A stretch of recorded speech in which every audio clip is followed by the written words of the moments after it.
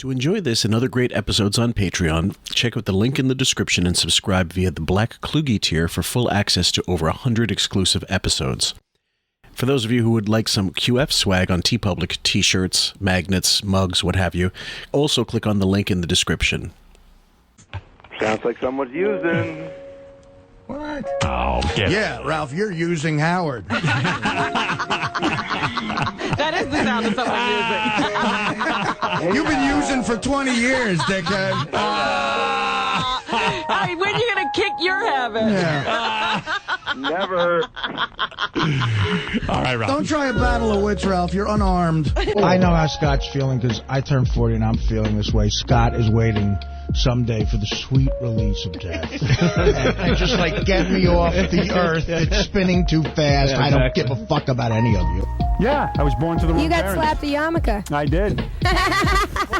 Hello? What does that mean? She thinks I look very Jewish. Yeah, I do. Oh. I was fucking a model in college. The entire Boston University hated me because everybody wanted this woman. One night, I don't know, I did Quaaludes. I got fucking horny. I banged her. And this is not the type of chick you want to brag about. Like, nobody was banging this chick. Nobody was banging her. Loveliest girl in the world, sweetest girl in the world. I banged her. I went, oh my God. And I had to walk her back to her dorm. And I prayed to Jesus that no one would see me walking this girl back to the dorm. And no one would find none of our group of friends. And as soon as I got her back, I snuck her in because she hung out with a lot of the girls I knew and everything. I never talked to her again. I never acknowledged her. I pretended the thing never happened. And believe me, I'm no homo. Believe me, as soon as he had me touch it, I knew it was wrong. And I stopped immediately. That doesn't mean you didn't like it. There was nothing wrong with that. So when you make love to a guy like that and you're staring into his eyes, you already have to have an orgasm just from that, right? Because he's so good looking. I think you sound like you're gay or something. Yeah, what's going on? Well, I'm trying to talk. Wait a second. Staring in your trying eyes, to wait a second. saying, I am trying to have girl talk with you here. Howard, I always kind of thought you were like hetero, but like you seem obsessed with this.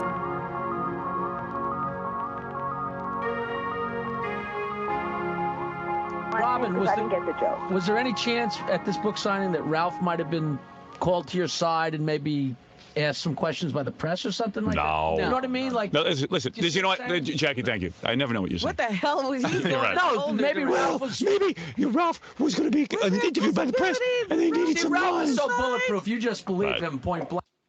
Ralph is so bulletproof. You just believe him point blank.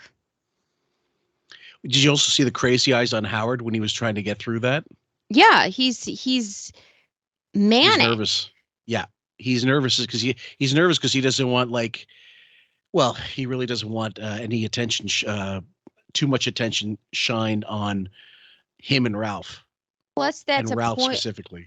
Yeah, and it's a poignant statement by Jackie that's pretty self-evident to anybody who listens to the show. Ralph is bulletproof, and we have no idea why. Mm-hmm. That's the one thing I regret not asking Jackie a little bit about when we had him in the interview, because I knew he wasn't going to go down the road of Howard's gay, but I would have loved some Ralph stories. Jackie's really hard to corral in an interview, so we're lucky what we got from him. Yeah. But still, it would have been nice to hear him talk a little bit more expository about how really inappropriate Ralph was behind the scenes in the office, that kind of shit. And if they could explain exactly why he was there, what he thinks about it. Jackie has said the superfluous. Thank you. For some reason, that one always stumps me. I know what I want to say, but I can't say it. Yeah. Like obfuscate. Sometimes that one always trips me up. Okay. So he always mentions that about Ralph at different points in different interviews. I have noticed that he does mention it sometimes. Yep. Oh yeah. I mean, I think they know that he's untouchable, but again, I don't know if they know the full extent of their relationship as it pertains to what. Well, why is it that they all collectively have certain blocks, it seems? The staff eventually over time was willing to admit Howard is not a generous guy when it came to, and he's phony in a lot of aspects. But when it comes to this one subject, minus maybe Richie Wilson, they all have blinders on about it. And I don't understand how, because it seems so obvious. I'm amazed actually that Richie was, well, I'm not amazed. Richie was reticent to talk about, that aspect of Howard and Ralph's relationship. Who wouldn't be, though, because of how litigious Howard is? I don't blame Richie for that. But what I wish would come out more is a little bit more, like I said, more exposition as to like other behaviors Ralph has done in the office that we haven't seen, that wasn't on Howard TV, that would lend you to explain a little bit more about exactly how much of a shit he was behind the scenes in the offices, how little work he did. And again, it's like being a kept girlfriend because of the amount of work he does, which is nothing. That's exactly what you'd give a mistress, like, here, you just stay here and you be there, you be the boss's pet. Well, I guess you could, since I'll be like a devil's advocate here, since we didn't work on the show, we don't know. I guess you can explain it the other way. Since we're not present in the way they were, we can't say for sure every day what those interactions were like. We're only taking it from what we've listened to. So we're missing a huge chunk of eyewitness accounts of what that environment was like. We're just gathering the samples and what we hear. But I will say, if you want to compare it to like a Grillo, for example, now, if you want to call Howard useless, or I'm sorry, Ralph useless and a bitch boy, kind of like how Grillo was, fine, except for Ralph got paid way better and Ralph got way more leeway and protection. So again, that's a big, like, I don't get it. Why? And perks, better perks out of it. That's the key. I mean, they might have both been useless butt boys, but the whole point is, and we don't know how much either of them was getting paid. We know how little Grillo was getting paid. We don't know how much Ralph was getting paid, but we do know that he was not getting equal treatment. And Ralph was getting Christmas cards like Beth. Yep. And we also know, and I guarantee, if KC decided to do kind of the Ralph offer, he would have been treated differently as well, too. Oh, yeah. I think he would have kicked Ralph to the curb, to be honest with you, or just, extended the payments to KC and Ralph, and but then he didn't want two people to have to worry about. And Casey was way more unstable. That's true. Yeah.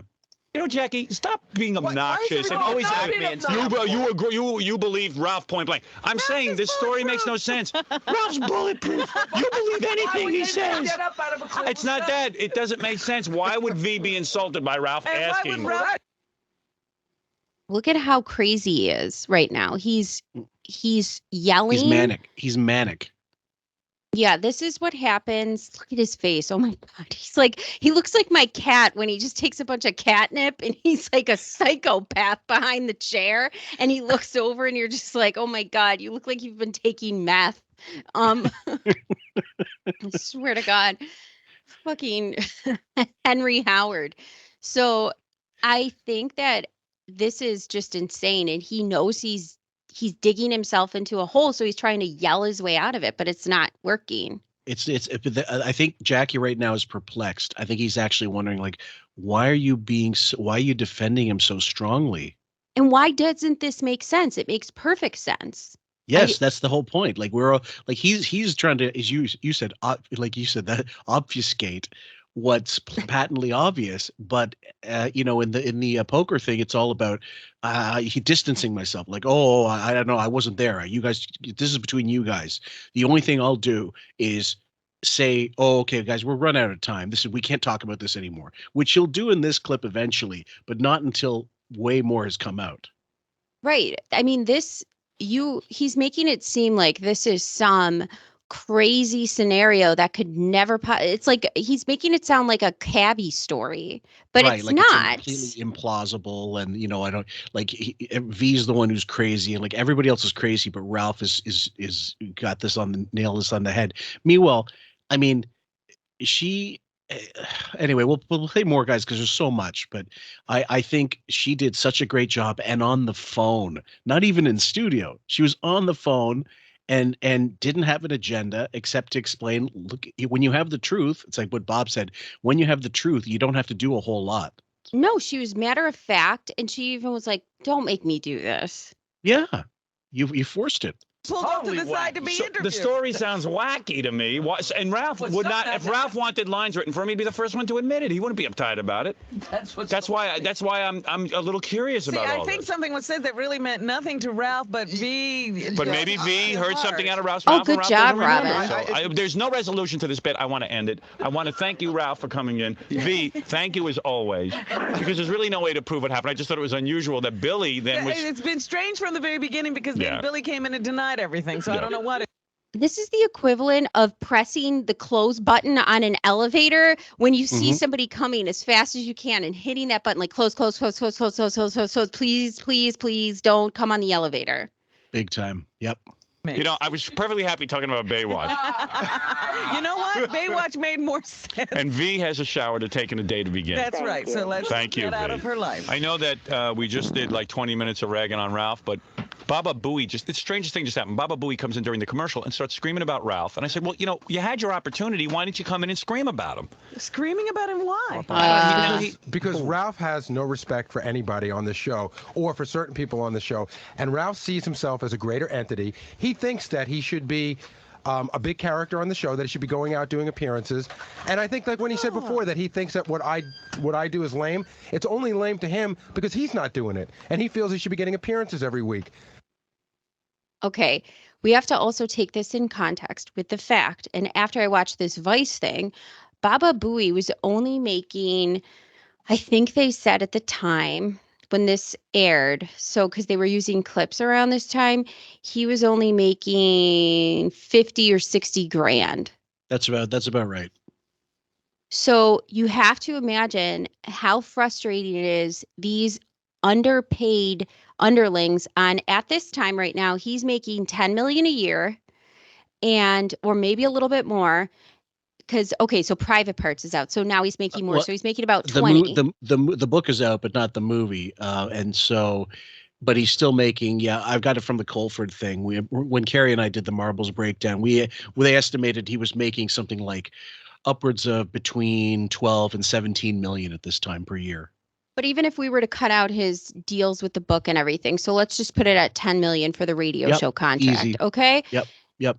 They're paying Stuttering John 20. They're paying Gary 50 to 65, something around there. They're all fighting for crumbs, and this bum is fucking up everything and coming off like this complete entitled prick. So why would they lie about this? They wouldn't. They have they're not gaining anything. Well, if they wanted to get back at him, if they thought it would make their lives better or something, they would say this. So I understand it if they're annoyed, but if it's also they feel like they're free to say this if it's really true. But I don't see there's no reason to really lie about it. If he is a good person, does his work, isn't disruptive, they would just say, yeah, he's fine. Someone would come in and defend him. No one's defending him.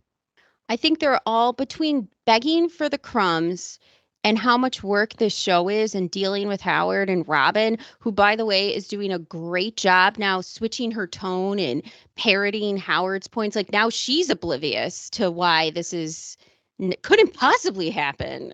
Sometimes she takes his temperature and then she decides, okay, I see what he wants to do here. So we're going to go this way. She calls an audible at the, defending Ralph line. She subtly switched her tone. Absolutely.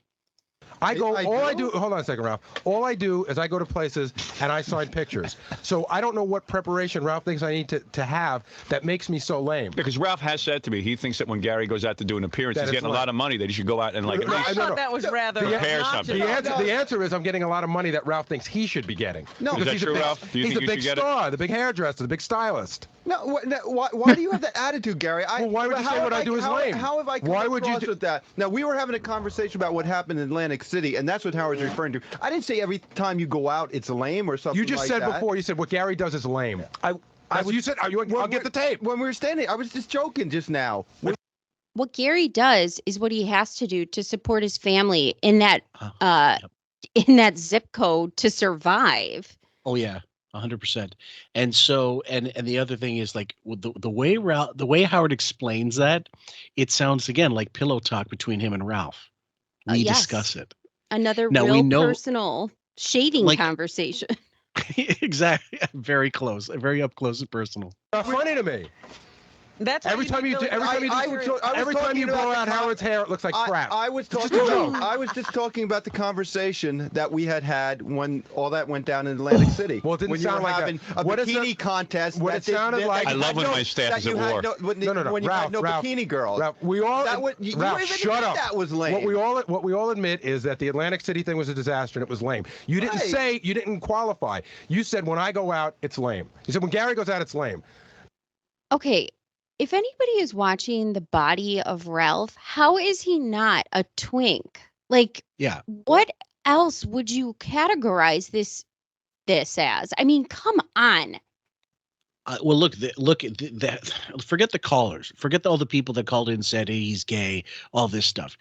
He comes off in that era as some effeminate little twink. There's no two ways about it.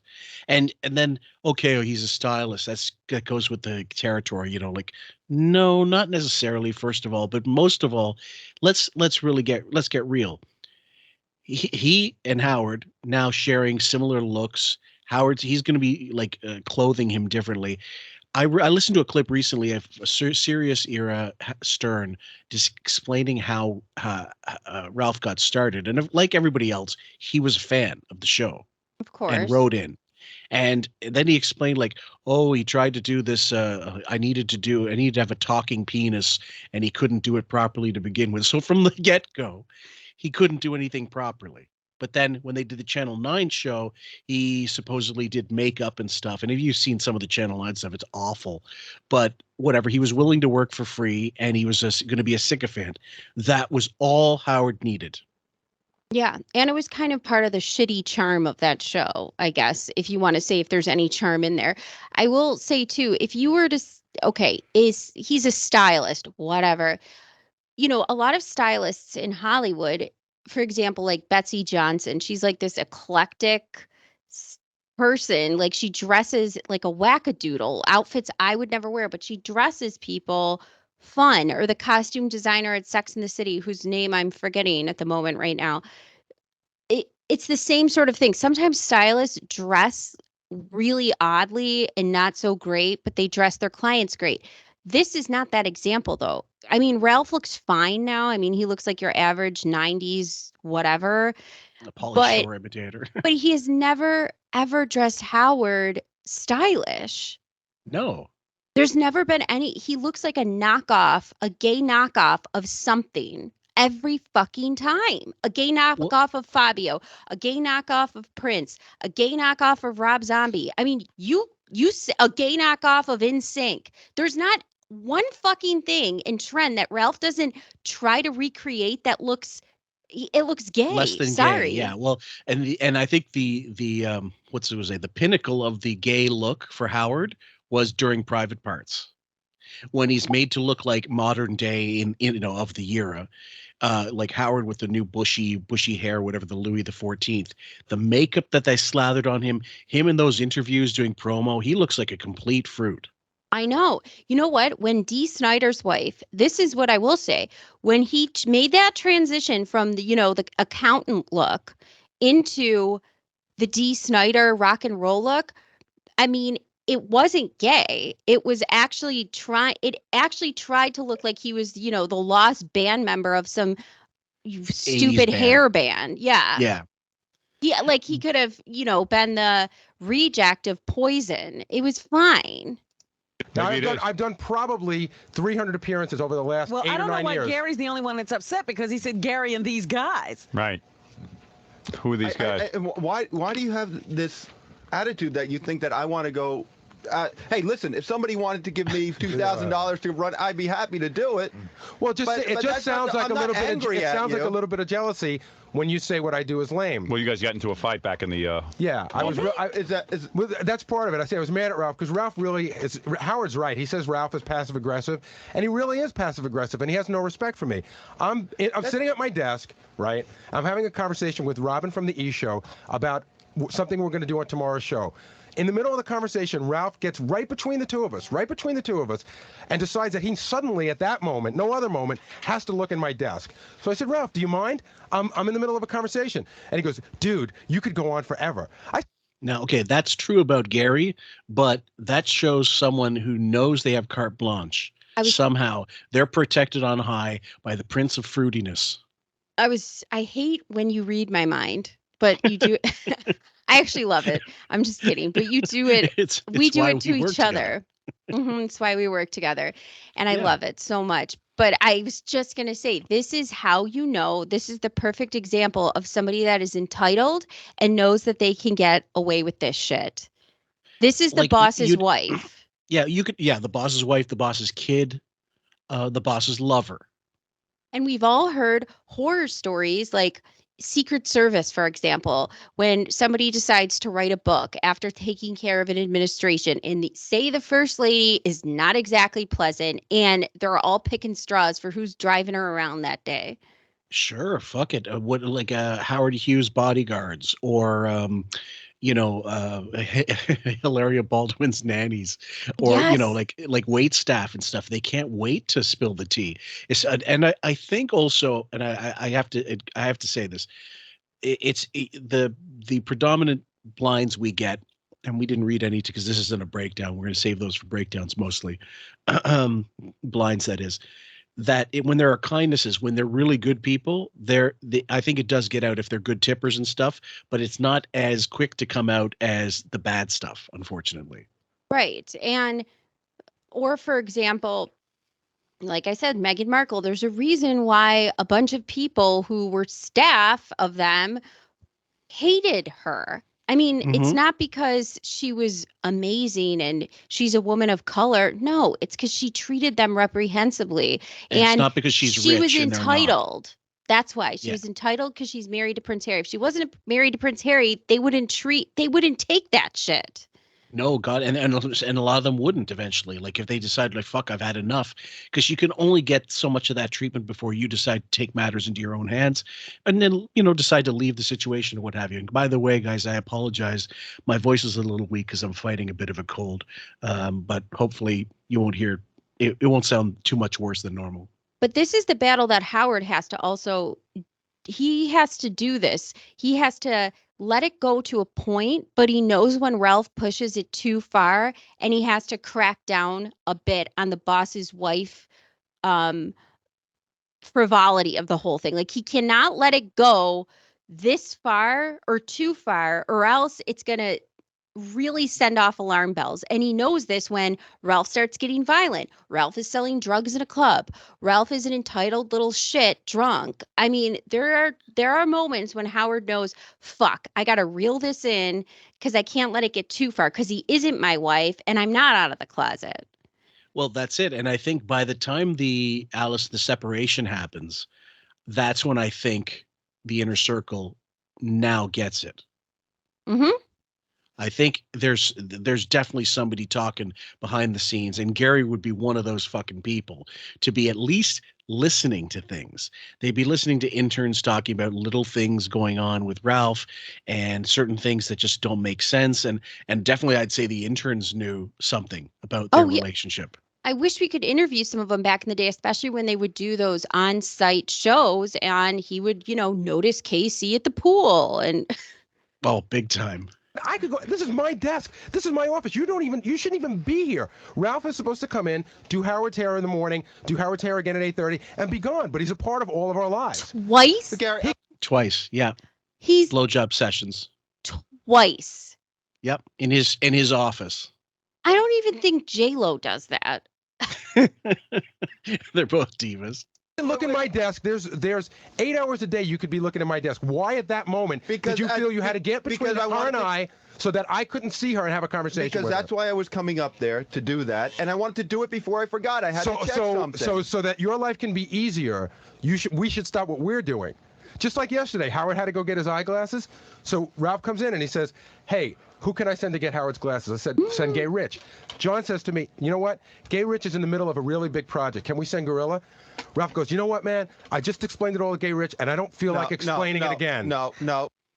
Why it can't be someone else then? Why? I don't know. What else is being picked up? This is so bizarre. It can't be somebody else because it has to be certain people because it has to stay in whatever fucking closeted triangle this is. And I heard Ralph say before, 2 minutes before, Ralph said, I got to go home and go to sleep. So in other words, I have to throw my whole office into disarray because Ralph doesn't want to re-explain something to somebody so he can go home and go to sleep. No, but that's how it happened. You're not John telling saw it right. it, Gorilla saw it, and Gay Rich saw it. You're don't not see telling it right. You're not telling it right. All right, tell me how it went. I went. First thing in the morning, I said, "Who should I have do it?" And I told you, Gay told me Rich. how to do it. 2 hours later, when I'm leaving, John says to me, or you say to me, that Rich is doing articles. Can Gorilla or somebody go? So far, so good. And I was on my way out the door. I didn't feel good. I really wanted to get home and go to sleep. So in other words, so you okay. Well, so let me finish. So you were heavily resistant. Finally, when I got mad and yelled at you, you came back and said it. You didn't yell at me. I did. You said I don't care. I don't care. You run the office. That's right. You know what? We do a stupid radio show. Can you imagine what goes on at like at the government where corporations that they actually make telling me vaccines? That they have people like Ralph and Baba Booey? Yeah. So now wait a second. So because it was very specific. I mean, there were things involved that I didn't want to. 10 seconds to explain. Gay Rich goes, I don't know why Ralph's making such a big deal about it. It takes 10 seconds to re-explain. You know why? You know why, Gary? I didn't want Gorilla to go because I didn't want it to get messed up. Okay. Oh God. I can't stand the whiny, I was not feeling it. I didn't want to go because I didn't get messed up. Like, he's such a little petulant child, like a teenager. It's he and Howard are perfectly matched. They are perfectly matched. They're two fucking kids. They're two children. He's like Spicoli. Worse than that. Like Spicoli. At least Spicoli was funny. Yeah. Hey, I felt Rich was more competent. I thought he was more competent. That's not your decision. The Love to make. Network. Ralph, that's not your decision to make. You just said to me, who can I send? I think Gorilla's competent You know enough. what? That's not your decision to make. Oh, no. This is where Howard should step in and say, Gary is the producer of this show. If he says that something is being done for the radio show and your frivolous little go get my glasses thing is interrupting what work has to be done on the show, you're in the wrong. But yet he just lets this go. I know it's considered what he's thinking is good radio and making everybody look crazy and stuff. But in reality, what it's showing is, why is this fucking nothing getting to just do whatever the fuck he wants and interrupt show progress and work on the show? Well, also, if there is a hierarchy there, and there really is, there is a hierarchy. There's Howard, and then there's everybody else. That's how it works. It would be normally in a chain of command, of course. The soldier, then the capo, then the underboss, and the consigliere, and the underboss. That isn't like that here. Right. Everybody is fucking Donnie Brasco, and Howard's, Yeah. He's the big boss. He's Everybody's a rookie cop. Nobody's Yeah. a lieutenant. Nobody's a detective. Well, except for Howard. Like, he determines this. And so that also it adds to the sort of the instability where that's concerned will invariably add to the lack of self-confidence from all the staff, from Bowie not knowing which decision he should make because he's afraid the wrong one is going to get, treated like shit by Howard. And then also, do I have that power? I don't know if I have that authority. Howard's never delineated anything. When we go into the fridge thing with him versus Tracy. I was just going to say that. You're my Robin. I was just going to say that. No, it's just like it lends itself to an incredibly unproductive work environment. If it wasn't a radio show, it would get shut down by someone, say, like an efficiency expert saying, this is shit. Well, exactly. And we've talked about it ad nauseum during the Tracy episode, how the dysfunction of not knowing your place, not having the top person delineate these tasks and make your position secure, it makes every day a survival of the fittest mentality. And so they're all just ping-ponging around, and they are just trying to end up, oh, okay, today I'm the lieutenant. Today I'm the detective. Today I'm the rookie cop. I mean, they really just all trade positions, and nobody has any sort of sense of who is in charge. It's extremely anxiety inducing on a major level for all of them. And again, so when you remember that story about David Spade's like assistant Skippy that went after him and started trying to kill him. Yeah. It makes me surprised that there aren't more people at the Stern Show that tried that with him, with Gary, like internal fights, like already getting drugged up and then trying to go after Teddy and then going after Sal. That made perfect sense because it was enabled behavior in the environment. But I'm just surprised it didn't happen on a more base level. Like an intern didn't decide, I'm going to fucking whack off into Howard's baked potato. You know what I mean? Like really overtly negative stuff. Well, because he did a good job at making it seem they all turned on each other. Like, it's kind of like what the elites do in politics. Like, don't look over here at what we're doing and fucking everybody over. Get mad at each other. Right. Distract yourselves. Yes. Get it. Here's a cultural issue. Don't look at the fact that don't bother looking at the larger picture here. Don't open the books on the military. Yeah. Big time. Excuse me, Berry Boy. I handle a little more things around here than you do, and they get done. Okay, so the fact that I would have went, it would have got done. All right. That's why I didn't. That's why I didn't want to say that. That's why I didn't want to say. Well, you can eat me because I do a lot more around here than you do, and it's all taken care of. Okay, I don't pawn off my crap for other people. All right.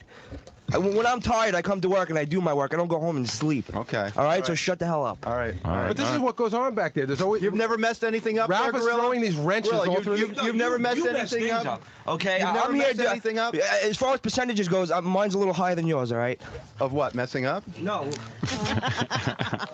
Well, all right. Why don't you guys go back and work that out? Did they really get into a fight? I mean, and then Billy was complaining about Ralph too, but he doesn't want to complain on the air. Excuse me. But let's remember, this all got started because Ralph did something inappropriate by asking for this favor. And now this is all coming off of this.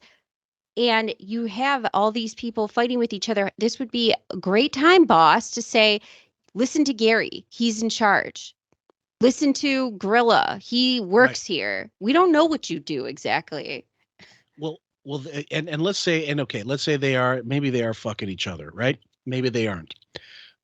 On a real boss would take him, pull him back, like by the collar and say, get the fuck out.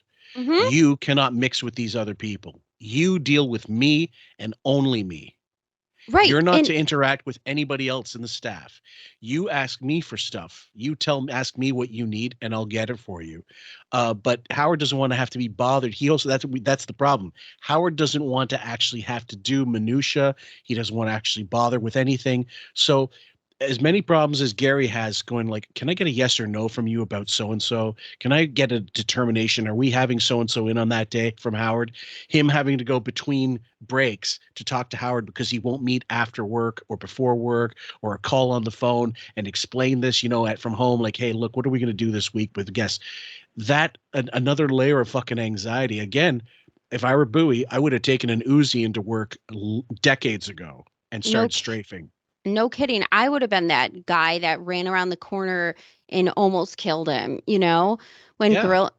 But Gary, Howard, he should have nipped it in the butt right when that whole Billy and V saga happened. But now it's another issue with Gary. And now you get this glasses anecdote. Okay. And nothing. And nothing. You know what Ralph is? He's a lint roller of shit. Like now you start moving it around, you move it around any surface, all of a sudden a little fuzz comes off where you'd never expected to find it. But now that this is going on, everybody's going to have their turn soon.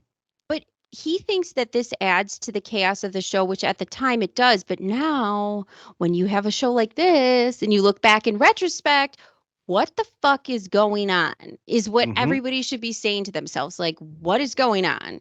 Right. What's the deeper picture here? I forgot Howard's shorts at a very important shoot. I did. Yeah, thank you. Goodbye. They got you there. He shut you up, didn't he? What about the George? No, I just get bummed out. I really do. I get bummed out because, Ralph is really not supposed to be that heavily involved in the office, but Right. he is. I know. And I feel weird because we've sort of been becoming friends, and I feel weird about telling him sometimes, like even about coming in here. Right. It just happened again last week. Yeah, you got to listen. You have to listen to Gary. But I feel weird because then I feel like. Oh, thanks for interjecting now. What After are the you fact. fucking kidding? It's like it's like FEMA showing up 2 weeks late to a fire. I mean, what are you doing? Do you know this is how he's back when they're in the middle of rimming each other, he's going to say, "Oh, by the way, you can do whatever you want. That was just for the fucking show. You don't have to listen to Gary." Yeah, and like you said, he likes the spy in the office. That's the other angle. So 100%. Yeah. If I tell Ralph not to do something, then all of a sudden he thinks I'm picking on him, and it blows the whole friendship thing. Because he's like a girl. He's No, sensitive. I don't. But when have I gotten mad? I don't get mad at you for anything that you tell me professionally. I don't tell you. I should be telling you a lot more things. I don't tell you. There's a lot of Tell instances. me whenever you got to I tell will. me, man. I will. I'll tell you from now on. I mean, I don't. Instead of. Okay. I wonder how much of that is he's afraid to because he knows something between him and Howard, or how much of it is just Gary's natural inefficiency. That's what I was going to say. I don't understand. Like, what is the deal? Is it Gary is insecure in his position as a boss and doesn't know how to be a boss? Or is it, I don't know what the fuck this is. And I think it's a combination. Yeah. But I'm leaning more towards how he just said, I don't know what to say to you. Like, I don't know what I can't. He said, I don't know what I can say. How do I order somebody around when I don't even know what the fuck this is? Yeah, well, if I don't know that I have the authority, how can I throw my weight around? I'm not sure if you're blowing my boss. Well, like that would make perfect sense to me, but both in this case make sense. Like it's 50-50 for me. But I'd say at the time, Gary not knowing 100% of what their relationship is like, and this is again conjecture, guys, that's what we do. I'd say it's more his inherent anxiety about not knowing if he really is a producer or not, and not feeling comfortable as a producer because you've been beaten around by your boss for so long. Plus, if you observe the relationship between Ralph and Howard long enough and have watched this endless list of things that Ralph has gotten away with that nobody else on the show would, I think you would start to observe that and just think to yourself, what is going on? I mean, why is he never in trouble the way we would all be in trouble? And these things add up. So you're probably questioning maybe they hang out on a personal basis. Nobody else does.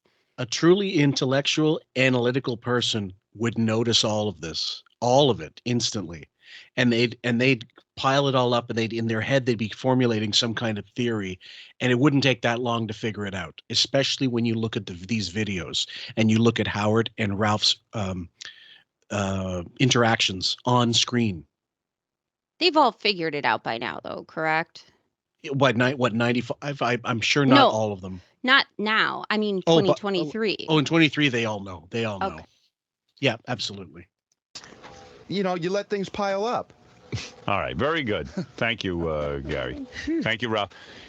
Bill, you want to tell your story about when Ralph hit you on your head? And wait a second. Wait, hold that story for a second. And I said yes, and I was cranky yesterday. Like I said, I didn't feel Nobody good. knows what I wanted you're to go home talking to sleep. And I said to All right, Gary, all right, I said, all right. okay, I'll have Look, Gorilla I don't do care. it. I got a and headache. then Gorilla ran out of here, and he goes, I gotta just go wanted get his the audience to see that right, Gary? people think what we do isn't work. You see what goes on out there? Gary, right? It should have never come to that. This is my entertainment for the day. Howard, I just have to finish one sentence. Ralph is saying, I could have done this, we could have done that yesterday.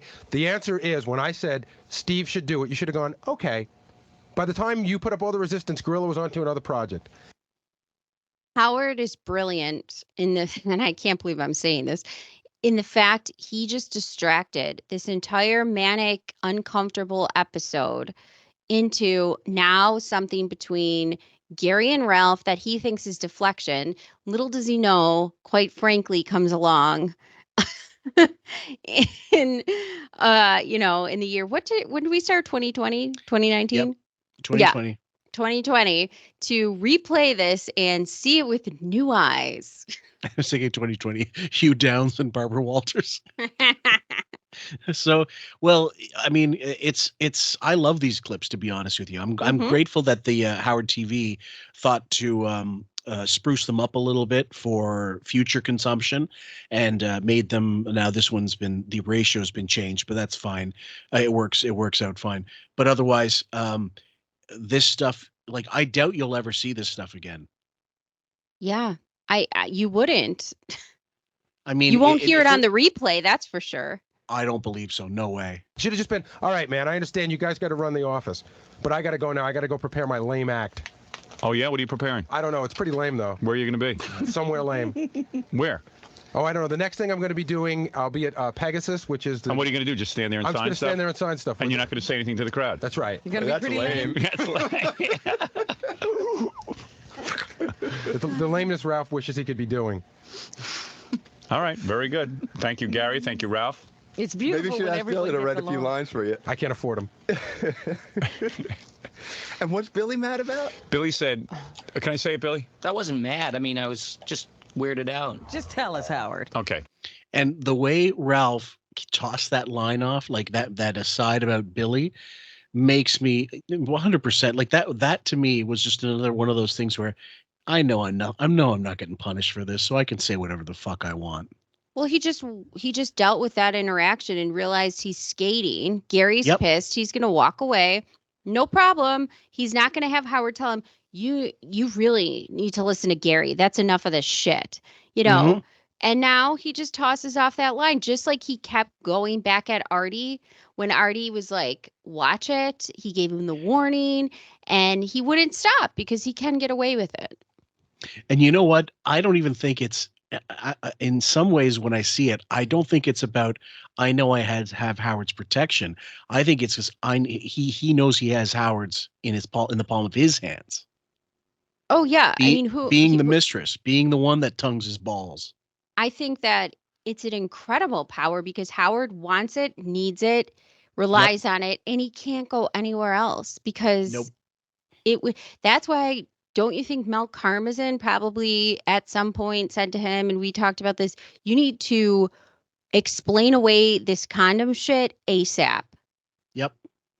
Well, I guarantee he was sat down by at least Buchwald, who said, we need to come up with some fucking plans. So hence, you bring out Robin Givens, we start fucking throwing this thing out, we start intimating, we start releasing some blinds out there that you're going to be out with Angie Everhart. Meanwhile, I'm definitely going to insist we play at one point in the Beth Secret Stash stuff, the blind item that Howard was with Angie Everhart spotted at a dinner thing, and he was showing her pictures of his kids. And he was just a lame-o, and he had to like defend it because it sounded to me like it was not the Buchwald agency that put that out there. Someone nabbed them for sure being out, but it was platonic, obviously, because it was a business transaction. But they did want it out there that he was talking to these people or he was going out with models and having these crazy nights. The whole mad tear was just, I mean, looking back on it, we didn't really know as much as we do now how propaganda in Hollywood works. But now that we know, and it's obvious, like when they want to be seen and stuff, clearly now this was all driven from this whole thing coming undone at the seams at some point. There's a great story. It's another Joey Diaz clip that I'll play for you at some point. Maybe not this episode, but he's talking with, there's an author, TJ English, and he's on Rogan, and they're talking about Cuba. And then he brings up Rock Hudson and how he said his mother knew Rock Hudson was gay, and she died in 1979, 5-6 years before he came out. And she goes, the reason why she knew that was because when he came to Cuba in Havana, he went into some hotel and he never came out. There was all kinds of girls out there because he was a huge sex symbol, Rock Hudson. Of course. And so he said he holed up in the hotel the entire time, never came out, no paparazzi, no photos, no nothing. He holed up there with a guy. And he said, and he at the time he goes, that's crazy. What the fuck? And in 1885, he's like, I wish my mother could have seen this. Mm-hmm. Yeah. So, I mean, the Hollywood machine can keep things tight to a point until it boils over, and all of a sudden it spills, and now there's no cleanup. I mean, Ryan Seacrest is still doing it. I find that one more amazing than anything, except when you realize he was Merv Griffin's protege, and Merv, as far as I know, died in the closet, right? I don't know. I'm pretty sure he did, and he would, like, Merv. If Merv Griffin were gay at that point, like gay and out, I don't know that it. I'm sure it would have been too controversial. Yeah. Like, in the business, did they know? Yeah, absolutely. Did they care? No, because it's Hollywood, but they did not want that perception out there. So married with kids, all that stuff, I'm pretty sure. And so Ryan Seacrest learned from Merv Griffin everything. Yeah. And he would have known at a time when he was coming out, like, through, pardon the expression, he was coming to the prominence with American Idol? Yeah, American Idol. It was American Idol. And then then what do you call it? The New Year's Rockin' Eve and stuff. Mm-hmm. He would have known, like, no, you keep that for middle America, you keep that shit quiet. And he has. It's pretty amazing. Mm-hmm. We're at the screening. You want to hear it? You want to hear it? Okay. Absolutely. So Billy had come back from getting his hair transplants, and he was wearing his hat and everything. So Ralph walks up to him and says, "This was at the screening of Stewart Saves the World. Jackie stole Ralph's sandwiches while we were sitting in the dark, and Ralph thought I did it, and he bopped me off the head. And I came to him a day later, and I said, I really don't like that."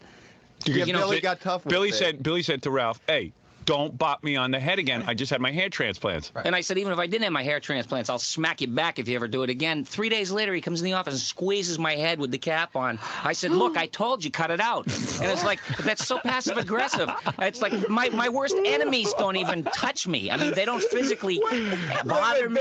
Billy, I mean, I touch people all the time. I forget that you have stuff going on up there. But sorry. How could you forget? He didn't forget. Ralph is this every little action that Billy just mentioned is another example of I'm the boss's girlfriend. Fuck all of you. Ha ha ha ha ha ha. That I said that. Ralph. Would you squeeze his head like a coconut? I don't know. I might have gone up to How him. resentful I might have gone up to him and gone like this, like, "Hey, man, what's up?" Why is that How resentful? resentful Why are is you? that resentful? I don't resent you. Why? That's not too drunk to come in a day later and grab somebody after he warned you don't do it. It wasn't a day later, and you didn't say, at that point, you didn't say anything about your hair. I said it after it happened. I talked to you nice, and I warned you a second time. He doesn't I talked understand nice. the concept is he shouldn't be touching him. Right. He doesn't understand. Billy's not angry about the hair transplants. Billy doesn't want anybody touching his head. Yeah, Who does? You're a grown man, and you've got this bitch boy in the office acting like he's on, first of all, that he's on all your levels. And if I'm Billy and I'm that talented and I'm that underpaid, you are certainly not in the business. You're like, fuck you. What do you do here? More importantly, who do you do that you're still around here? Exactly. I mean, I worked with people now going on 8 years. I would not want anybody to touch me. It's your personal space is the whole point. And in an adult work environment, and this is far from an adult work environment. Look at this. Jackie has decided, look, I'm coming forward here with this because Jackie knows enough is enough. Let's lay this out here. Yes. Yep. 23-year-old guy. I'll do the play-by-play. So Ralph just patted Jackie on the head, and Ralph and Jackie punched him in the nuts. He's so wrong. Ralph is just so wrong. He doesn't know it. Are you wrong, Ralph? Do you see? I agree with Billy on this. Why are you touching anyone's head unless they ask you to? I don't know. You don't rub everybody's head. It was a Billy thing. He had a Billy thing. He's cute. And you know Billy had the hair transplant. No. He hid my. I thought he hid my. I thought he hid my sandwiches. I thought he hid my sandwiches. Yeah, but Jackie hid your sandwiches. Oh, I didn't know that. Billy was closest to it, so I was like, and I just joking around. Right. And then the other day, I was like, you go up to somebody like, hey, what's up, like that. Get your hands off me, Ralph. All right. Okay. Look, so look, I listen. touched his Obviously, head. there's a lot of issues. And here. I like you. No, you don't. Yes, I do. We both, V and I both like Ralph. I don't dislike Ralph. I actually like him too. I don't dislike you. That's not why I touch you. And I was Billy. In some defense, it's hard to resist touching little short bald guys' heads. See, that's why Billy's upset. Ralph is not patting Fred on the head. Right. Yeah, I'd have to go like this. You touch little short guys because you think you can get away with it. Billy decides, okay, if you notice that little look he gave, he goes, oh, like you just stepped in it, you wigged asshole. And this is as close as Howard would get to the graduation photograph of him in the yearbook where that hair is parted in the same way. So it's, and he's like, it's hard to touch bald guys. It's hard to avoid touching little bald, short bald guys. He's like, you fucking prick. I know.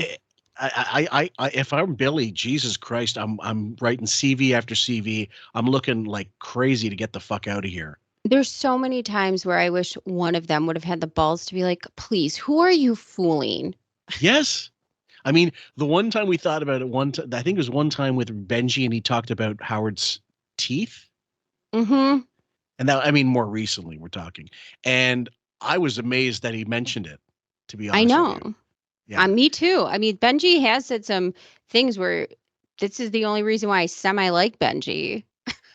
That's the only, if you're going to hear any honesty on the show, it's going to come out. Well, it was coming out of Sal back in the day, but that's long since neutered.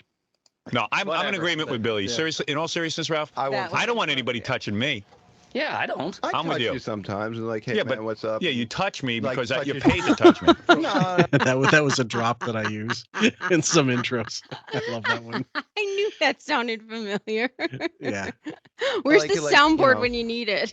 Yeah, big time. He's never patted Howard on the head. No, Yeah. he's too tall. Yeah, and also I'll fire you. For sure.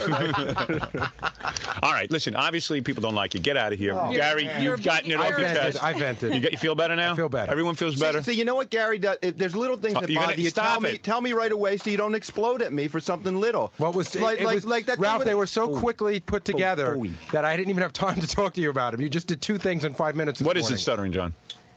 Dominic wants to also add to the tirade on Ralph. Why? What does he have to add? About how Ralph's annoying at the card games and stuff. All right, let me hear this. It's Ralph venting day. Remember Atlantic? What? Looking at Stuttering John, he has aged like, oh my God, like cheese in the sun. It's just brutal. He's not like a fine wine, is he? No. Dominic, you better have something to say. Yeah, very simple. He dominates all situations. It's like we were in Atlantic City. We're all having a good time. He has to take a bath. He takes over the entire suite. It's true. He takes And then he pleasured himself in the bathtub, and no What one else could use it. Fuck You did to the. What the fuck? What the fuck? What person would feel entitled on that staff to take a bath if they were going to Atlantic City with Stern? Do you think any one of them would say, Howard, I'm going to take a bath? What the fuck is this? The only person that would do that is the person that shot the same load up Howard's ass. I'm baffled. You'd have to have that level of comfort to go in someone's bathroom, like Howard's suite, and jizz in the bathtub that Howard would use. Okay, one of my good friends, she, for her engagement party, this is years ago, her one friend is super wealthy. We went to like her manor. It's like her parents' vacation house that's in a town that's super huge. It's an old plantation house. It has like even like little doorbells for like the servants in each room. It's crazy old. It's beautiful house, colonial style, amazing. They had like these big bathtubs in like the bathrooms, like, you know, the ones that kind of sit apart from themselves with like the gold legs and stuff. It's like crazy. Sure. So even I was not comfortable to be like, I'm going to take a bath during this. Like, it's my bathroom, but at the same point, it just feels like I don't know. This still isn't my bathroom, even though I'm allowed to use it. It's still not my fucking bathroom. This is still somebody's theoretically, house. Yeah, exactly. Well, yeah, I mean the sense of entitlement. Well, Dominic's going to bring it up. So I walk in, there's this big ring around the tub, and I go, "Hey, dude, you're filthy." He goes, "No, man." He says, "It was really sexy in here," and I was watching the Playboy channel. And then and I go, "Wait a second, you're telling me you fouled the bathtub?" It's floating yogurt. Nobody else is going to use it. But what about when Senator D'Amato's sitting at the table? He dominated the game. I don't even know how it happened. It was like Ralph was... I know, and Ralph was saying off-color things to Senator D'Amato. I think he was saying them too. No, be quiet. How dare you say that? He's fun. Fine senator. Shut up. You idiot. But you know what it's like? It's almost like the boss's girlfriend's got power over all of us. Yeah, well, you know what? You're... Okay. Yay. And he's going to go right after him because he knows Dominic nailed it on the head. Now I want to look up some things about Senator D'Amato. We all know politicians are fucking creeps. Well, yeah, no kidding. And it's funny. I was listening to, it was, again, the Marbles episode. I keep bringing it up, but excuse me, sorry. 5, 4, 3, 2, 1. Near the end of the episode, we were talking about why the excessive hate towards Jay Leno. And then I theorized, when Carrie and I were talking about it, and I theorized that, you know what the problem with Leno is? He's clean cut. Like, he has no, as far as we know, there's no scandals involving him. And Howard is not comfortable dealing with people who are not fake. Yeah. And who don't have things to hide. He needs dirtbags around because dirtbag knows dirtbag. Like a Letterman. Well, Leon Black. Who else? Fucking Harvey Weinstein. Les Moonves. Les Moonves. All these people that he used to hobnob with, and he was on the Charlie Rose show. Oh, who's that one guy? The Disney guy. The fuck. I'm not going to remember the name. Which was it? A CEO? Yeah. He went to the wedding. Remember the one guy? He went to the wedding. I don't know if it was Disney. Remember he went to that one CEO's wedding? I forgot. Oh, it'll take a while, but anyway, either way, it seems to be a situation where, well, that's what all those, that the whole Bohemian Grove thing is really about, and the Jeffrey Epstein thing is. We all are dirtbags. We know that there's a code within the dirtbags. We keep our dirtbaggery to each other, and not one will break the code. Otherwise, what happened to Epstein will happen to someone else.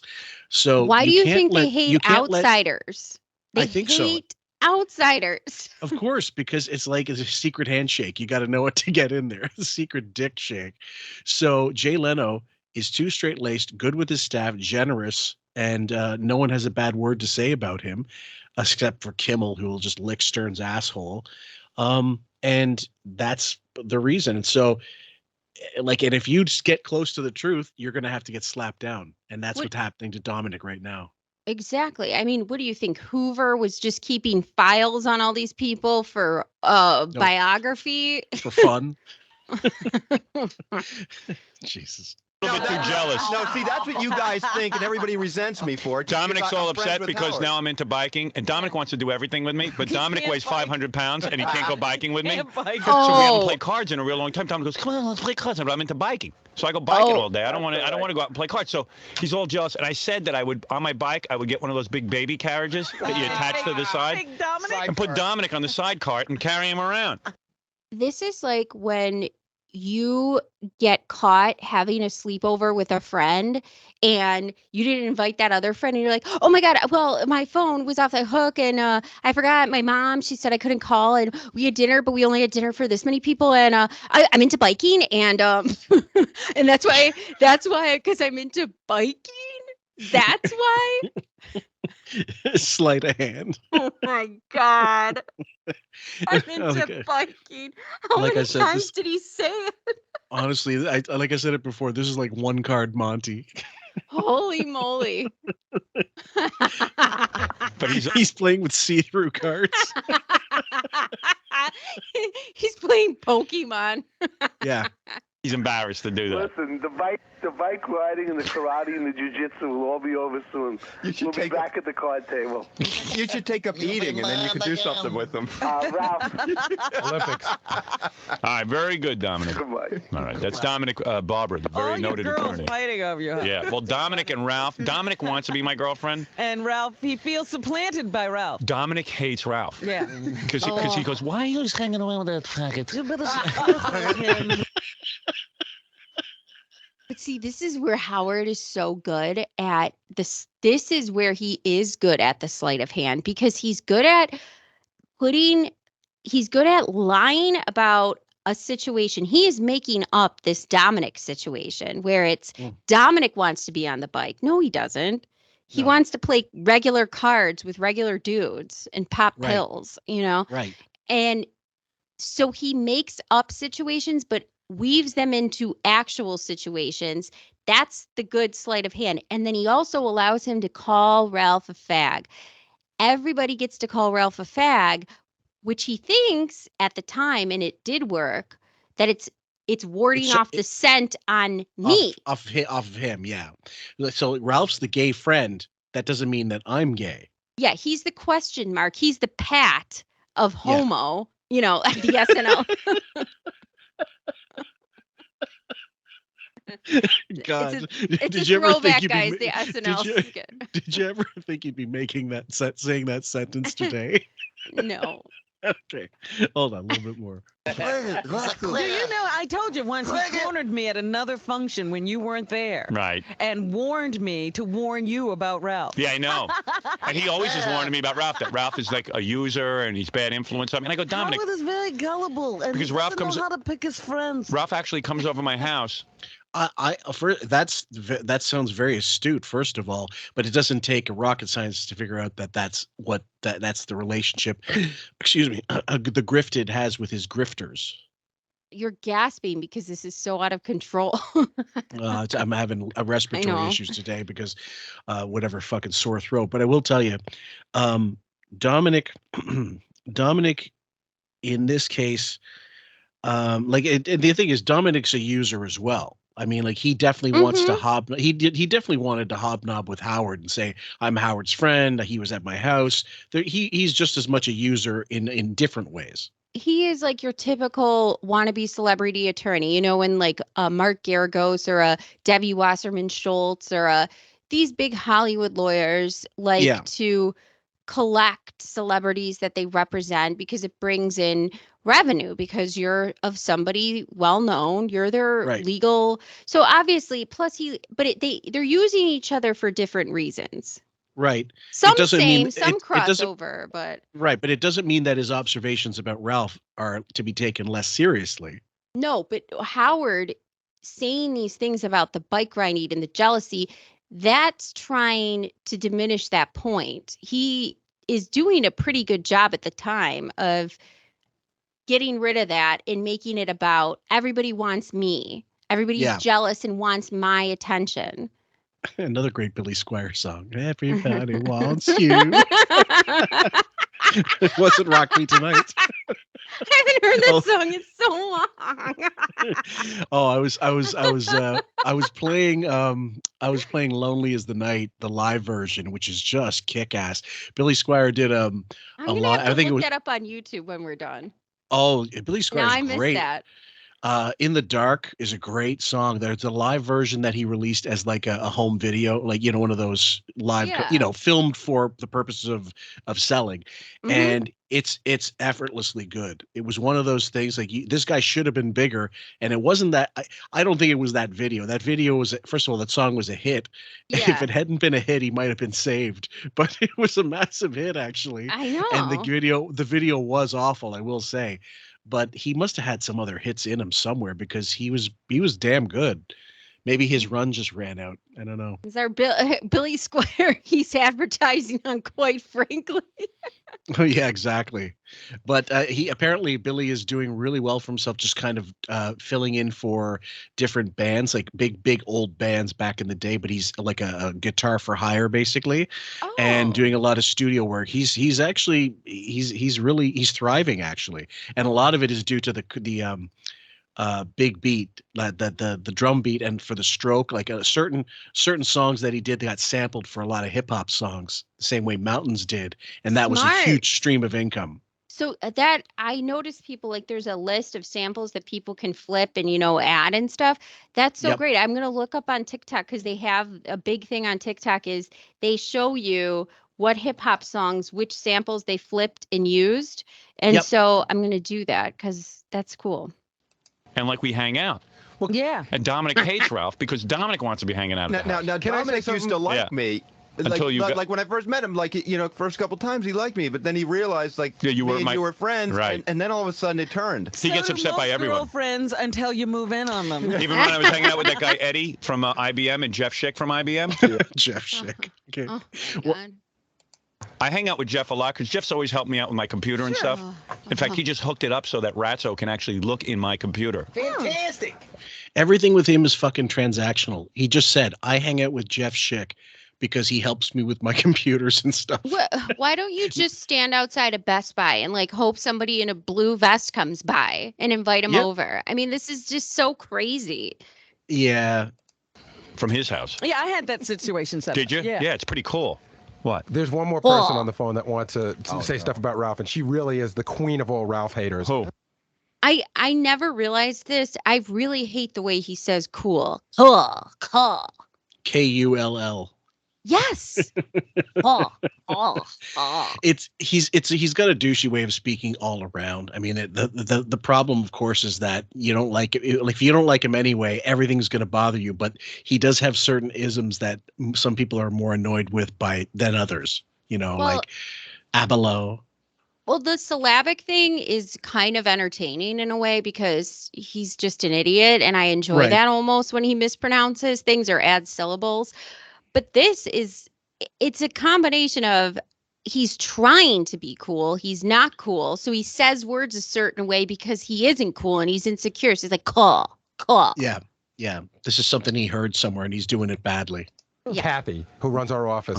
He burns her up. She doesn't have a bad word to say about anybody. He drives her nuts. Kathy, do you want to say something? Well, it's a constant battle with Ralph as far as your office. Right. Any space in the entire office. I gave him finally an entire corner of the office. Yeah. And he promised to get a nice cabinet there and, put all this shit in there. Whoa! Kathy, we're on the air. Kathy, we're on the air. I'm sorry. Kathy, what you're saying is, I had to hit the button because you used the S word, but what you're saying is, this must be serious if Kathy Tobin's calling in. And cursing. And this is supposed to be serious. I don't know if you've listened to this whole conversation, Howard. This is serious. It's serious that your entire staff, including a lady who everybody takes seriously, Kathy Tobin, is calling in to say what a pain in the ass he is. I mean, what a piece of shit. He weasels his way in there. He gets a corner of the office. And if you guys if you remember how the office is set up, it looks like, desks in India compact together and call centers. So now this was K-Rock and they had even less space there. Right. And so now he gets a whole corner of the office and all he has to do is get a cabinet to put his shit away. And this belligerent tool is just leaving his shit everywhere. Yep. But he's still hired. You're saying that you gave him a special corner in the office to put his stuff away in a cabinet. Literally 2 months ago. Right. And, he can't find a cabinet to put his things in because it's not perfect enough for him. And it's just getting out, it's getting out of hand. If you go back. So she gave him a cabinet and this smarmy little bitch. She gave him space to put his stuff. I heard she gave him a cabinet and it wasn't good enough. So he said he was going to get his own cabinet. That's right. But so the existing cabinet doesn't cut it for, Berryface.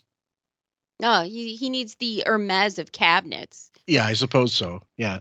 There, I can't even get to my files because there's so much of his stuff. Yeah, and I saw you wrote him a nasty note this morning too. Yeah, I'm fed up. I can't handle it anymore. Ralph, what are you going to do about that? Because I said to him, Ralph, why does Kathy have to go after you all the time? Explain this to me. I don't know anything about this.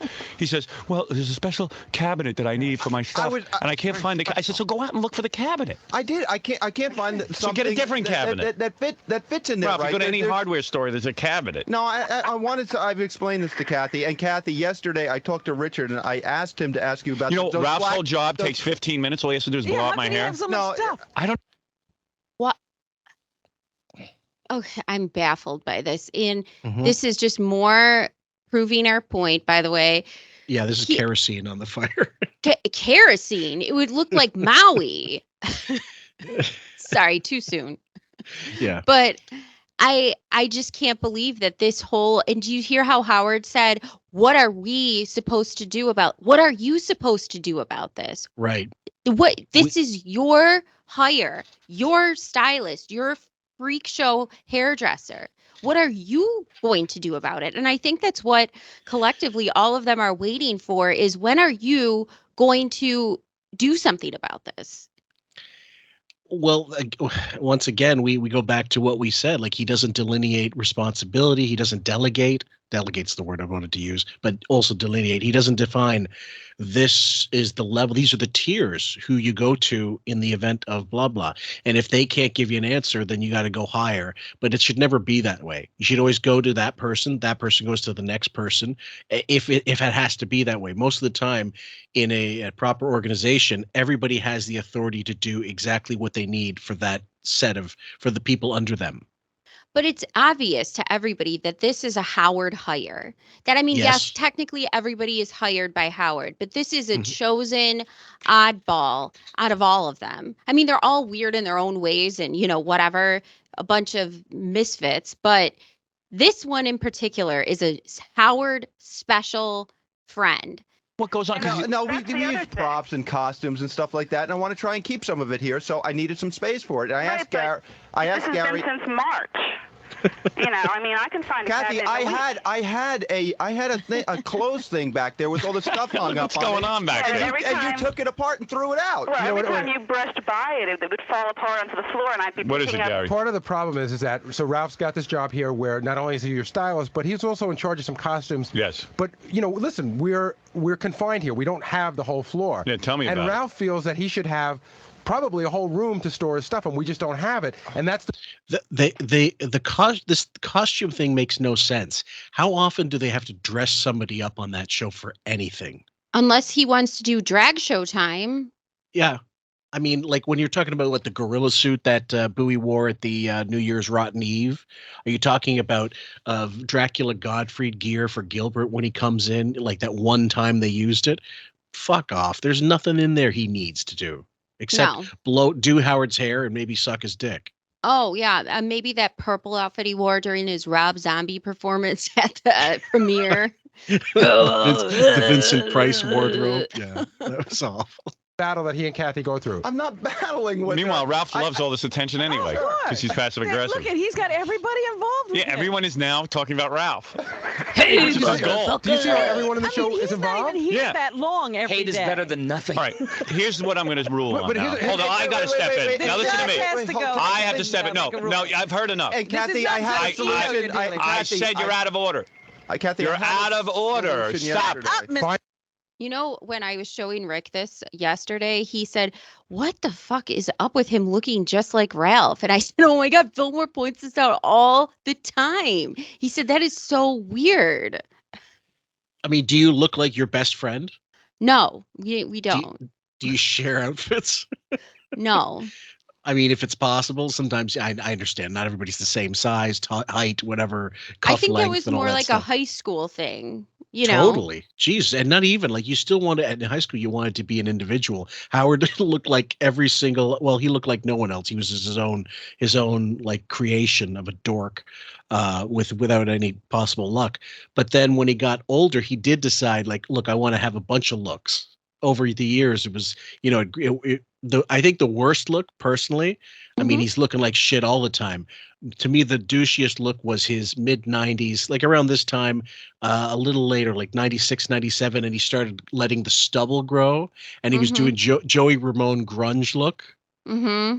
He looked like a complete phony. He looked like as much a poser as the 80s. I gotta say, for me, it was the wife beaters with the soprano tracksuits and the curls that were weirdly tighter, and then his hairline kept getting pushed forward, and that was bad too. But you're right, that one was a rough period. Like he looked like Joey Ramone if he was, I don't know, put through not that what was the film Casper? Was it the makeup chair? What was it? Oh yeah, the up and Adam chair. Yeah, the up and Adam chair, but it was like an ugly chair. Yes.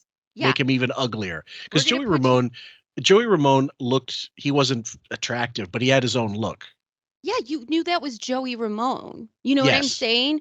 What Right. is Howard's looks? If you took him out of any of those clothes and just put all those outfit looks on mannequins, you would say whose style is this? Nobody And would you'd have a clue. You'd name somebody else. Oh yeah. You'd At name one point Gerardo. you'd be naming Justin Timberlake. At one point you would be naming Nelly. At one Yeah. point you would be naming Christopher Soprano. Yeah. At one point you would be naming Joey Ramone. Yeah, or Dee Snider. Right. But how often would you Fuck say, is "Oh, that looks like Howard"? Never. What does he No. look like?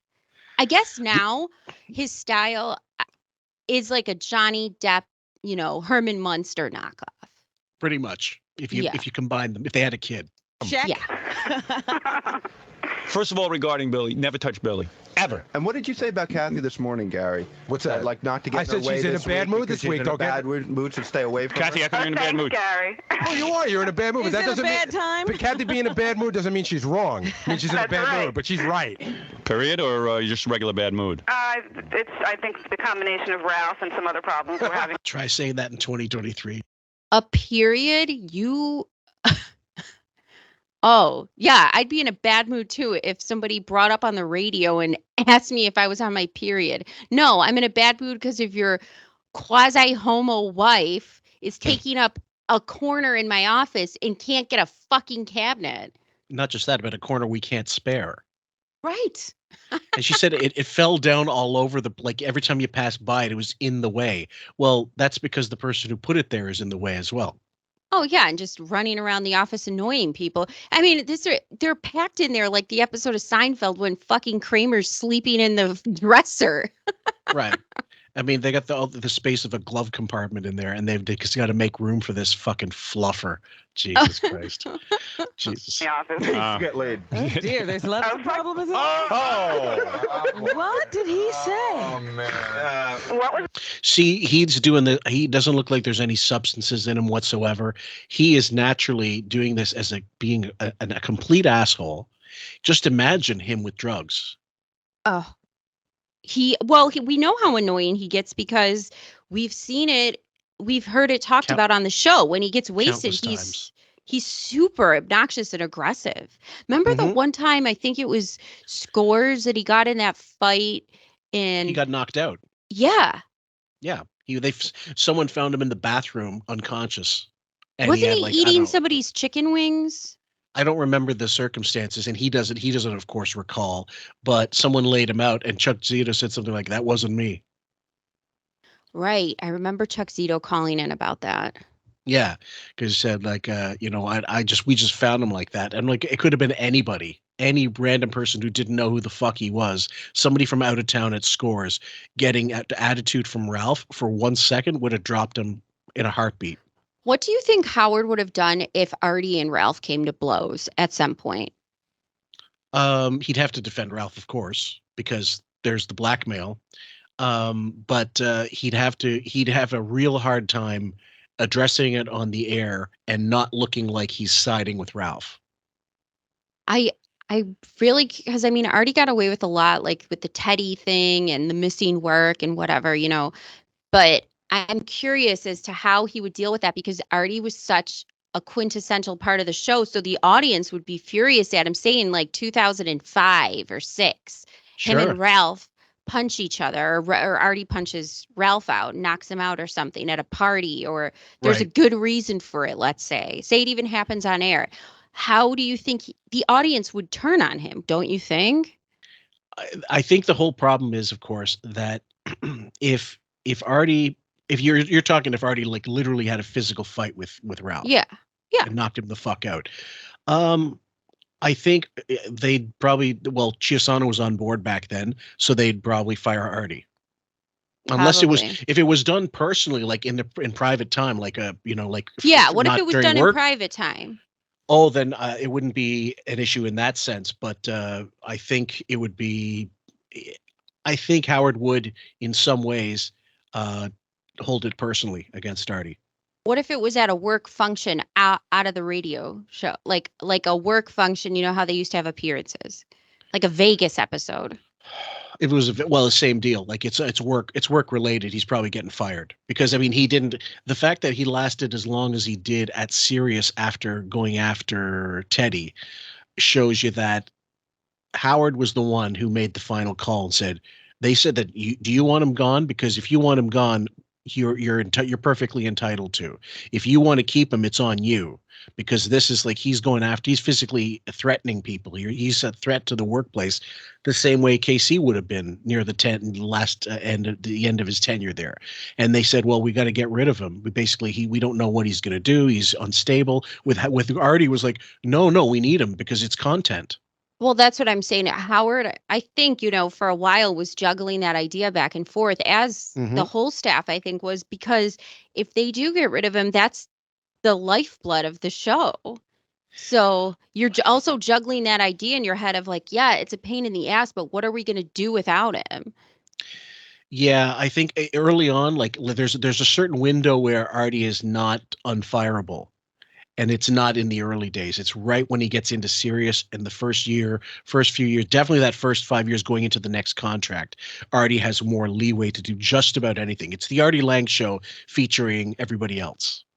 Yeah, I was playing some clips of his like best moments for Rick, and we were laughing so hard, like when Henry Hill came in and Courtney Love and stuff.